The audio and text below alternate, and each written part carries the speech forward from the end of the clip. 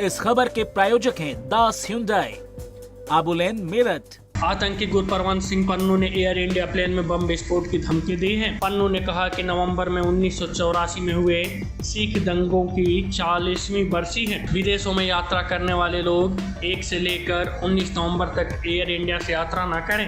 पन्नू की धमकी ने 1985 के कनिक्स विमान धमाके की यादें ताज़ा कर दी हैं, जब खालिस्तानियों ने एयर इंडिया का विमान हवा में उड़ा दिया था। उसमें सवार सभी 329 लोग मारे गए थे। 40 साल पहले कैसी रची गई थी धमाकों की साजिश, और कनाडा पुलिस पर आज भी क्यों उठते हैं सवाल। जानिए पूरी कहानी। दरअसल 23 जून 1985 की सुबह एयर इंडिया की फ्लाइट 182 कनाडा से लंदन होते हुए भारत आ रही थी। इसमें 307 पैसेंजर्स और 22 क्रू मेंबर सवार थे। यह बोइंग 747 विमान था, जिसे एयर इंडिया ने कनिष्क का नाम दिया था। सुबह करीब 7 बजे कनिष्क विमान के पायलट कैप्टन नरेंद्र सिंह हंस ने आयरलैंड के हवाई क्षेत्र में प्रवेश करने के लिए एयर ट्रैफिक कंट्रोलर से इजाज़त मांगी। उस वक्त कॉकपिट में मौजूद को पायलट सतविंदर सिंह भिंदर कह रहे थे कि जल्द ही मैं भी पायलट बन जाऊंगा। 7:08 पर आईरिस एटीसी ने कहा कि लंदन के लिए रास्ता साफ है, आप आगे बढ़ सकते हैं। लंदन वहां से 45 मिनट की दूरी पर था। विमान जमीन से 31,000 फीट ऊपर उड़ रहा था। इस दौरान कनिष्क विमान के कार्गो होल्ड में एक जोरदार धमाका हुआ। विस्फोट से विमान के पिछले और अगले हिस्से में दरारें आ गई और बीच में एक बड़ा गड्ढा हो गया। चंद सेकंड में उस बड़े गड्ढे से सामान और लोग बाहर की ओर नीचे गिरने लगे।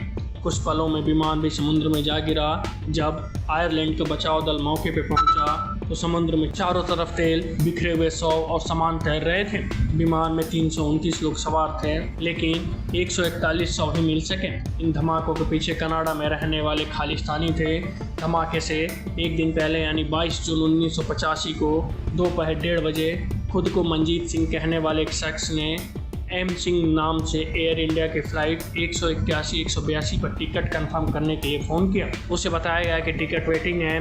मंजीत को पहले कनाडा का वैंकूवर से टोरंटो जाना था। उसके बाद टोरंटो से एयर इंडिया फ़्लाइट 182 में सवार होकर भारत आना था। मंजीत चाहता था कि उसका बैग सीधे एयर इंडिया की फ़्लाइट में चेक इन कर दिया जाए, ताकि टोरंटो पहुंचने के बाद उसे फिर से सिक्योरिटी चेक में न उलझना पड़े। एम सिंह टोरंटो जाने वाली कैनेडियन पैसिफिक एयरलाइंस की फ़्लाइट के लिए वैंकूवर एयरपोर्ट पहुंचा। उसने एयरपोर्ट पर मौजूद जांच एजेंट जेनी एंडरसन से बात की और अपना बैग एयर इंडिया की फ़्लाइट 181 में रखवाने के लिए कहा। दरअसल यही फ़्लाइट मॉन्ट्रियल पहुँचने के बाद 181 से 182 हो गई थी, क्योंकि यहाँ से उसे मुंबई जाना था। एजेंट ने कहा कि सर, आपकी टोरंटो में मॉन्ट्रियल और मॉन्ट्रियल से मुंबई तक की सीट कंफर्म नहीं है, ऐसे में आपका लगेज इंटरलाइन नहीं किया जा सकता। उस दौर में एयरपोर्ट पे जांच के लिए आज की तरह हाईटेक उपकरण नहीं थे।